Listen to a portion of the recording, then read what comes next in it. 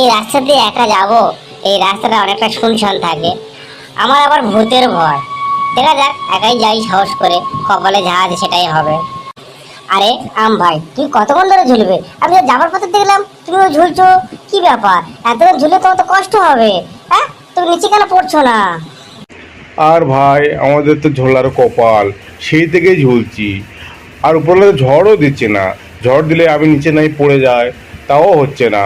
আর কবে যে আমার কপালে আছে এই নিচেই পড়বো সেটাও জানা নেই। আরে ও আপেল ভাই, তুমি সেই থেকে ঝুলছো, আমও ঝুলছে, তুমিও ঝুলছো। তোমাদের কি কষ্ট বোধ হয় না নাকি? আর ভাই, আমাদের ঝোলার কপাল তো। আরে কেউ তো আমাদের চুরিও করছে না। চুরি করে নিয়ে গেলে বাবা, তার ঘরে গিয়ে থাকি, সেও কেউ করছে না। আর এরকম কতক্ষণ ঝুলবো, সেটা কি করে বোঝাই তোমাকে বলো? আর আমাদের মায়া দেয়াতে কেউ বোঝে না। একমাত্র তুমি বন্ধু হয়ে আমাদের মায়া দেওয়া তো বুঝতেছো, যে আমরা ঝুলছি, আমাদের কতটা কষ্ট হচ্ছে। ও কাঁচা বাদাম ভাই, তুমি কি বলতে পারবে যে কবে ঝড় টড় হবে? তাহলে আমি সেই দিন পড়ে যাব, তাহলে আমি অনেক কষ্ট থেকে মুক্তি পাবো। কতদিন এরকম ঝুলে থাকবো বলো তুমি?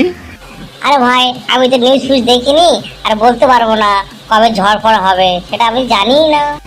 আরে কাঁচা বাদাম ভাই, ঝড়ের কি দরকার আছে? তুমি তো চুরিও করতে পারো। চুরি করে নিয়ে গেলে আমরা দুজনা তোমার কাছেই থাকবো, তোমার বাড়িতে থাকবো।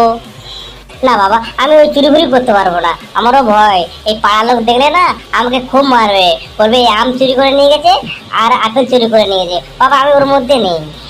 আরে কাঁচা বাদাম ভাই, ভয় কিসের?